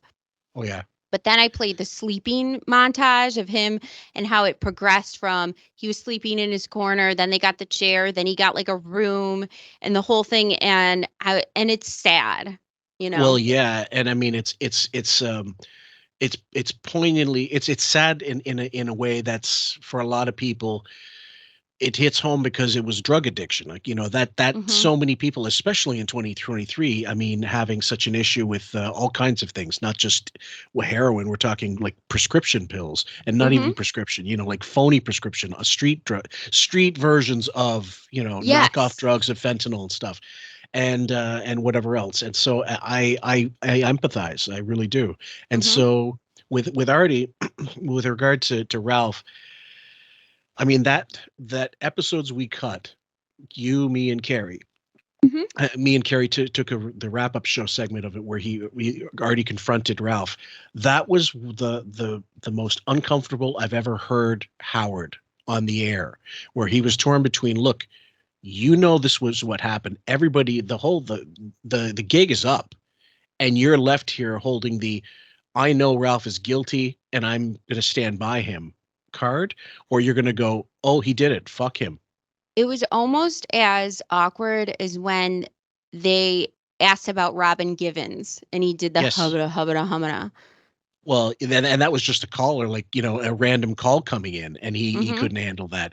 But in that situation, he was caught. Basically, Howard was on trial. Yeah, it was an extended period of a boiling pot. Yep. Yeah. And I don't know that if that something like that happened again and again, Artie would be allowed to stay, because all of a sudden he's pulling off the mask.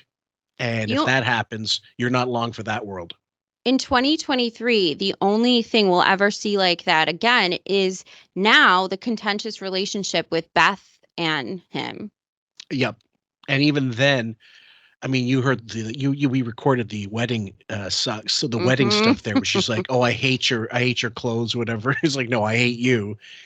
Hidden, couched in that language, it really means he hates her fucking guts. She hates his fucking guts, and they hate each other. But they're biting and scratching each other. but it's not. He's not acting like he's not as uncomfortable with that. He's fine with that, though. Yeah. It's less. That's the difference. With the RD Ralph poker thing, Howard was visibly uncomfortable. And audibly uncomfortable. You could hear him like I don't know. I wasn't there. It's a fraction of what we were hearing in the beginning of this when this all kicked off. Yeah. Yes. Yep. You don't want to know, Kathy.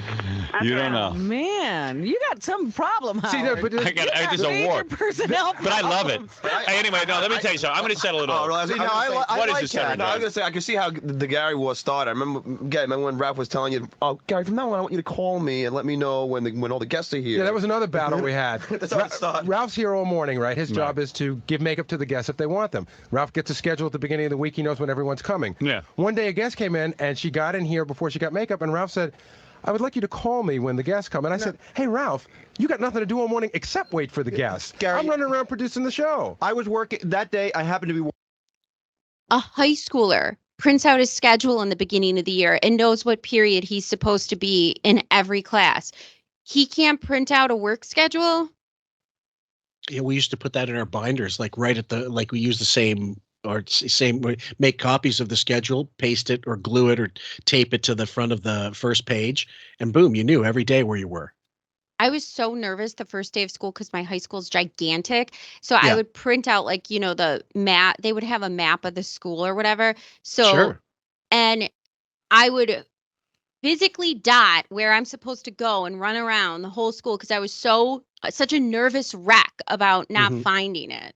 Yeah, and being late and stuff, which is no small thing. No bueno. Well, you could inform him. That's nothing wrong with that. No. He should be here. Howard, if I'm running around producing the show, if the phones are ringing and stuff going on. But you don't want him near your office. And he should be near the front. There's an office that Ganji has. So you want him staying at the front? Ganji sits in an office and waits for the guests to come. He's got this almost he's in the back same job doing. So have Ganji give you a call. Ganji was working on articles or something, and I just mentioned in passing. Listen, I've heard enough of this. I got a show to do. I want to talk about the president and the fact that the White House is being invaded. This is more important. Don't touch Billy's head. That's number one. Just leave Billy alone. Don't even talk to Billy. That's number one. I like Billy. No, though. do you like him? No, he don't like you. You heard what he said. He finds you annoying. Don't touch Billy. Don't touch anyone on the show. As far as Ralph's not even listening to him. He's like, yeah, but I like Billy. He's like, I don't care. I know you're full of shit. This is whatever you're saying means nothing, Howard. Look at him. Yep. He's not. It's not. He's no threat. He's no more threatened than when Benji was told all those times we're going to fire you for being late. Yes, that's a great equivalent. Except for Benji would get more shit. Like Howard would directly yell at him more. I'd say so. In this case, and again, guys, sorry about my voice. But it's a different type thing. I mean, with Benji, it's what are your options at the time? Like nowadays, maybe he would get rid of him, or somebody would. He wouldn't even get FaceTime with Howard. But the fact that Benji would say like, "Oh, I didn't get credit for that last book, you know, for all those questions I wrote. I didn't even get an acknowledgement." I would, if that didn't get Benji fired, then I don't think he's getting fired at all. No, he's not. But Howard genuinely enjoys this back and forth verbal foreplay with Ralph, whereas Benji, I think it annoyed him. Big time. Gary goes, I told you. Stay out of the office. Just blow my hair out. That's what you're here for. It's always a struggle with me. Now, the big problem here between you and Kathy is you have costuming, right, that we use on the show. I want you to talk to Kathy about it today. She'll give you a timetable to get this. Discuss with her what you need, and then also talk to the E people. They're involved with some of this costuming. They will brainstorm with you, and this week you will get the. There's no brainstorming needs done. You need the ETV people to brainstorm with Ralph how to clean up his fucking crap. Mm-hmm.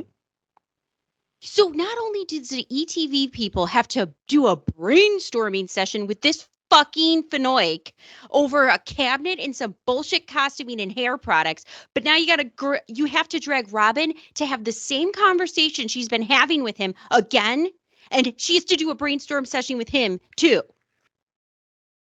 That's right. That's what it sounds like. Sorry, I'm flabbergasted. No, I get it. Necessary shelving. That's all. Thank you, Howard. Yeah, very good, Kathy. Bye. Thank you. That's all. I try to act less like a homo. Try to act like a regular guy. You whine too much. All right, now everyone talked about you. Get out. Here. That limp wrist flick away. Yeah, that was about the fruitiest thing I could ever see. He was trying to deflect it by again insulting Ralph as a homo. I'm not the homo. Ralph's the homo. And then, but then he ruined it by flicking his wrist like that away. You might as well just, hello, Frisco. Yeah. Yes. Good. What? I know. I thought you were going to go to break, and I was going to tell you some other things we were going to talk about. All right. All right, I will take a break. I got some off. This is a radio show. Imagine if we did something important. Oh, I do just want to add that. I just can't believe that Ralph, in the few hours that he's here, Ralph, caused this much havoc. All he has to do is blow out hair. Everybody does get along except for you. He said you would hate it if everybody got along. Always talking about it behind everybody's back. And All of this havoc would not occur if Howard and him weren't involved in something and he didn't think he could get away with this shit and Howard let it continue. It would be no havoc. It would just be regular life. Yeah, I'd say so. You know, Ralph thinks the reason why people don't like him is because he hangs out with you and he's your buddy and everyone's jealous of him. But the point is, before Ralph hung out with you at Channel 9, he didn't hang out with you as friends yet. Everyone hated him there too. Right. I mean, he doesn't realize it's his personality. It's nothing to do with you. It's true. Everyone at Channel 9 hated you, Ralph. That's even more. That's telling. Of a big red flag because Howard doesn't hang out with anybody. Okay. So they do their show things and once in a while, maybe they'll go to dinner or go to some picnic or some work function. Fine. But he doesn't do shit with these people. And they've worked for him for years. Ralph comes into the picture in Channel 9 and then they start hanging out as friends. He doesn't do that with anybody else. Now, tell me why that's happening. Anybody? QF? You got any ideas? Because do you think his personality is so shining and wonderful? Yeah. Mm-hmm. I'll go for the fairy. Where's the soundboard? I can't bring it up while we're doing this, so the whole screen will go kablooey. I wanted to fly him every other week. I know. I was the only one helping him. I don't care what you tell me, Howard. He's disruptive to the show, and I have to have the authority to fire him. I can't stand him. It's true. Dan hated you too. So it's not your friendship, Ralph. It's you. It's you, man. John, good point. No, it's you and Howard. It's both of you. It's this whatever this love angle that no one dares say. And now the more this conversation goes on, I think the more people are like, wait a minute. Huh? Like, yeah, what is this? Things that make you go, Uh-huh. just a little bit. I mean, and also you just see him like Ralph. He changed his look like so often, but every time he always looked like someone's unkempt trash, like couch surfing, I don't know, like a short order cook. I mean, he always looked like some vermin. And that's the other thing. Like Howard, like I'm not saying Howard's, Mr. Manners or he's got white gloves on at every moment, but you're hanging out with this this asshole that no one likes, and he looks like a dirtbag, and you are claiming all that he does is, he blows dries my hair and he's got nothing else to do. Well then, why does he have such access to you when no one else does? Why is he hanging out with you then so much? He just all you're supposed to do is blow dry my hair. Then why do you need a cabinet and half an office space? Right. If he's supposed to order clothes for Howard, you order clothes. What does that have to do with interacting? Yeah, why are you hanging around and then going home with him and hanging out at the pool? Going out. Yeah, exactly. Yeah, what's going on? Where's his wife? Allison? Hello? Hello? Bueller. Hello? Incompetent people get upset by me. That's what happens. They were so incompetent at Channel 9. When you get a AAA rating, you can call everyone else incompetent. I didn't call you incompetent. No, but you're calling you once again. You're blaming your problems on other people. Did you ever stop to think that, hey, maybe I'm a little annoying? Maybe a little, but not enough to cause a problem. All right, why don't you guys get annoyed by it, my name is Ralph, and I'm an annoyaholic. Why do you have to get annoyed? What am I doing that's annoying you? Howard, put it this way: one day I saw Ralph yelling at an intern because he got a speeding ticket, and Ralph was yelling at him he shouldn't be speeding. And the intern's like, who the hell is this guy? Don't interface with people. I wasn't yelling at the intern. You're trying to do shtick. You're trying to be funny. I wasn't trying to be funny. The guy was driving around. Listen, I don't care. I got a million things to do on this show. Goodbye. Go ahead. Now, everybody get along. Everyone shake hands with Gary. Shake hands with Billy. And that's the end of it. Shake hands with Jackie. So all right, don't touch Billy. Shake. This is, do this. Get along with my wife. Yep. Everybody, make sure you understand. This is like Ralph Cifarella having to apologize to Ginny Sack's wife over the fat joke. We made that reference. The Ginny Sack reference has been made, I don't know, 5-6 episodes. We do a lot of Sopranos references, it's true, but that one is actually amazing because the Johnny Sack interactions with what was the boss's name for Johnny's crew? I can't remember. Oh, it was hold on, give me 1 second. It's Carmine. Yeah, Lubertazzi. Lubertazzi, and the interactions, that the look that actor that played Carmine would give Johnny, that deadpan, like, so what? Look, I know. That's the one I'm thinking of when I'm looking at these two interacting. He was ready to kill Ralph. Remember, he had the hired gun, like in the hotel. Like he was ready to kill him, have him killed over the joke. Waiting for the signal. That was amazing. That episode. Yeah, it was. With Jackie, and that's it. Jackie doesn't want to touch it. All right. Can I pat him on the head? All right. Let's take a break, and then I'll clear everyone out, and we'll get to the regular show with the phone calls. Everybody go back to their neutral corners. Yeah, I can't take it anymore. It's unbeliable. I come out. I couldn't believe Kathy Tobin. I've never heard her upset with anybody. She used the S word and the F word. and her, I don't even see. No. The point is, you shouldn't see each other. Ralph should be gone by 8:30. Kathy gets in at 9, but somehow they keep crossing over. All right. Oh. Let's take a break. And everyone will be back right after these words. We hate them. We hate them. What would you like to do? I had to make that point. I was going to yell in there, go and say, yeah, we don't like them either. Oh, Jesus. What I wouldn't love to get the real inside scoop on Ralph. Oh, man. And look at just their expressions and how they carry themselves versus Ralph. This is just... It's unbelievable. It's unbelievable. I was gonna say that, but I didn't want to get you guys in trouble. Don't tell him, man. So it doesn't bother you, Ralph, that all these people don't like you? I don't know, man. What am I gonna do? Do you feel you passive aggressive? I don't know. Man. I mean, you're gonna go home and take a hard look at yourself and the situation. What is he doing? Fixing an earring or something. Picking out his ear. I have no idea. What the fuck is going Everybody was on? running in on how they don't like you and how you pissed them. Where were you, man? I would have went in, but I figured the studio was too crowded. It wouldn't fit. Oh my God! He's so hideous. He is, and that's who Howard decided was going to be my guy this. Friday. Look at this. Oh my God! This is just He's a weasel. Can you please take a photo? I gotta take a photo of this on my. Oh no, phone. don't worry, no worries. You can take a screen cap when it's all done. Like I'll send you the screen cap. Yeah, don't worry about it. Oh, but thanks. Yeah, Great. this is the guy that he said this is what's gonna make me look better. This needs to be the episode picture. Okay, we'll do it. Sure, absolutely. Let me just get an idea here. Okay. Man. I mean, you're not going to do anything about it? It doesn't bother you? What am I going to do? It doesn't bother you at all? No matter how I act, people will be annoyed with me, so. But you feel you're... So they just got to take it. Look at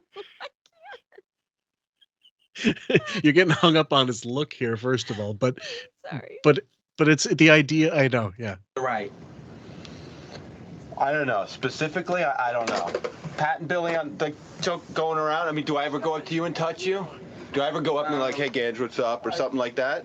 It was that kind of thing. No. Yeah, I do. Come on, man. Don't. No. I mean, maybe you do, but just maybe it doesn't bother me. I mean, I don't notice. Right. So. I want somebody to drop kick him in the face. Like I wish they would set the camera down and just full on boom right to the face. He is okay. We're gonna do a little punchable contest. Okay, who's more punchable? Whose face is more punchable? I'm gonna on one hand. Okay, you got Ralph versus Jason. Ralph. Okay, Ralph versus Ross. See, Ralph doesn't even win that one. That wasn't even 2 rounds. Well, Ross is. He's just. At this point, Ralph or Shuley. Well, you know what? It depends. If Ross is sober, no. But Ross is usually drunk, so yes. Sober. Both of them sober. Then Ralph. Okay, Shuley Ralph. That's a tough one. Isn't that tough? Oh, man. I'd have to pull like a Dalsim in Mortal Kombat. It'd be like 2 legs extending in each side. Goro. Hadouken! Okay. Father Billy, I don't know, man. But I mean, do you think that's wrong? I mean, if it bothers him, you shouldn't do it, right? Okay, so I won't touch the guy. Right. You know? But what about everything else? I mean, you know, you have problems with Kathy, you have problems with Gary. Everybody has problems with Kathy. But it's her, you know, she's running the office. I mean, yeah, but she doesn't run. So, but I'm not part of the office, you know? But Then you why are are part you of the office. here? Why you're there, exactly. What purpose do you serve? And if you know that you don't belong there, you shouldn't be demanding, asking for anything. So it's the sword and the shield. That his weird position where nobody can say what the fuck he is makes Right. it so when he's in trouble with people at the office, well, I'm not really a part of the office. So this office can't yell at me because that's technically not my role. Then what the fuck is your role? Then why the fuck are you here? It's a good question. What? I mean, you complain about. Everybody complains about Kathy. I mean, let's be real about it. What are you like pretending for? Like Kathy, I'm the only one who's like Kathy. But you're the only one who gets these notes. I mean, he's, you know, left. Well, she can yell at you right here. She doesn't see me, so she's got to leave me a note.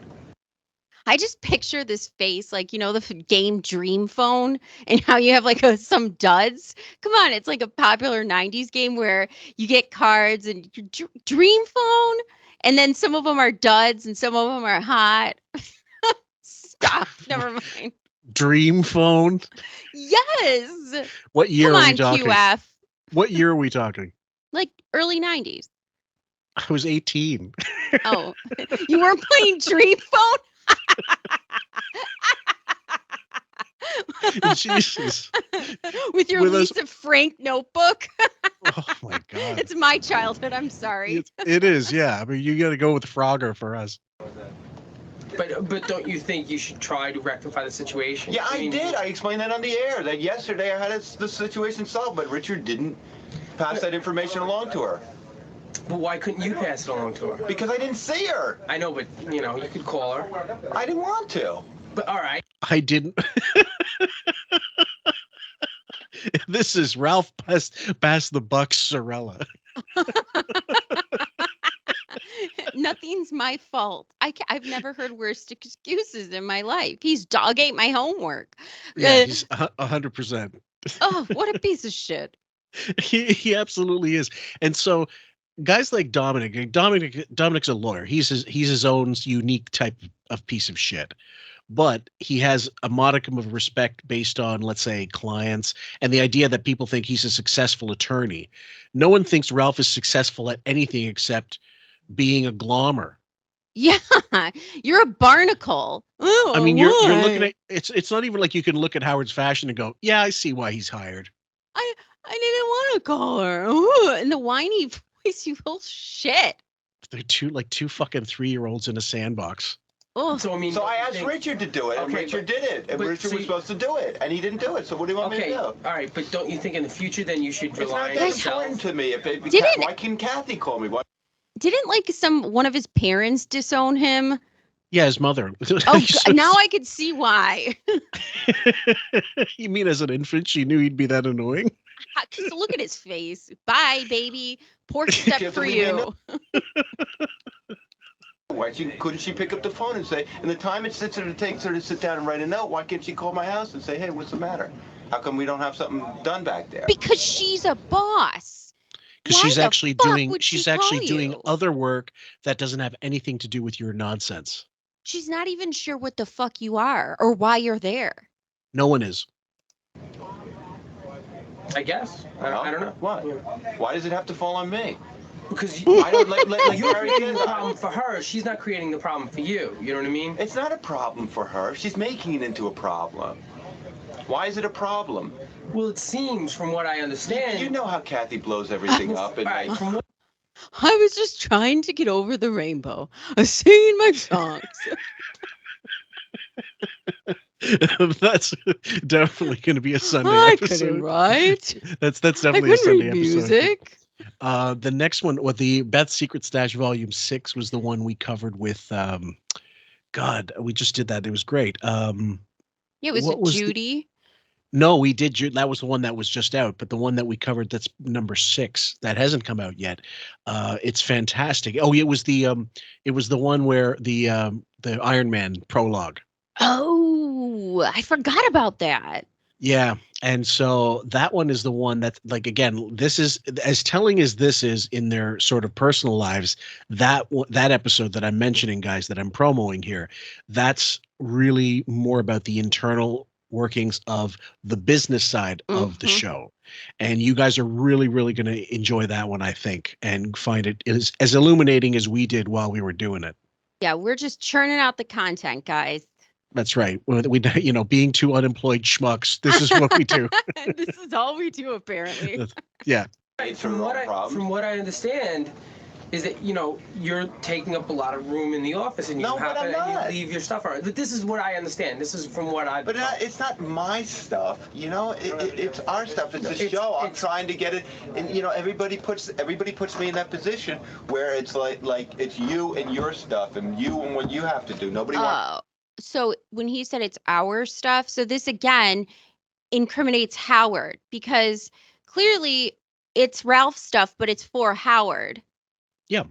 So again, this is a Howard problem that he wants to brainstorm with a TV show crew and Robin, or whatever her name is for. Well, Kathy.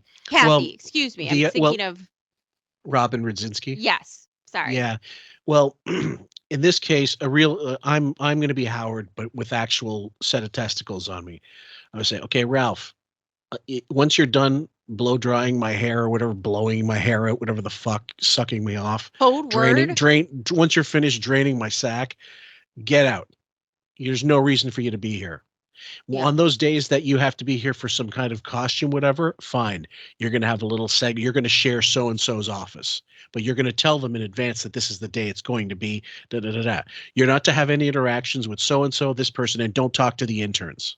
Exactly. I wonder how many times people came in after his hair was done to see if the curling iron was hot, just to see what the fuck they were doing. Just skin on it. To work together. But I mean, at some point, Kathy could take a look and see if she could see if something would work.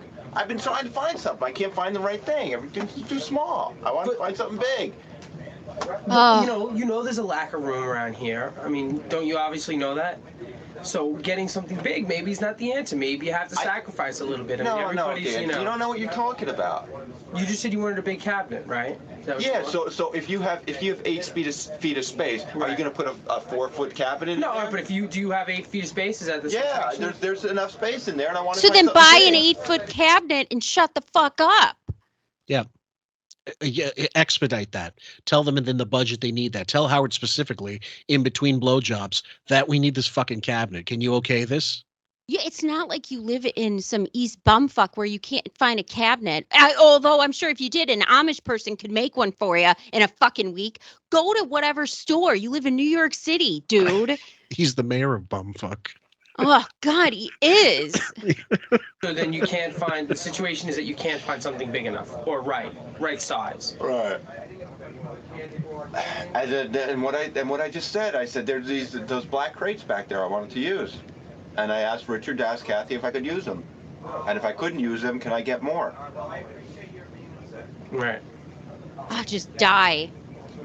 So I guess that's the problem. Then that's the situation, right? Then it should be rectified. Then as of today, there should be no more problem. Once she comes in and you tell her that, right? There should be no more problem. If I don't know if I'll see her, but I left her a note. All right, so you left her a note. So So today, at some point, this problem should be rectified, right? I hope so. I'm sure Kathy will find another problem. I'm sure this will be rectified, literally. In the fucking rectum. I think exactly. Rectum. Very nearly killed him. Okay, guys, we hope you've enjoyed that whole setup, that whole it's going to be a 2-parter, guys. It will have been a 2-parter by the time you get to this point. We hope you've enjoyed it. Any closing words, Sam, before we continue on? I have to go rectify something. Yeah, no kidding. Anyway, take care, guys. We love you. Love ya.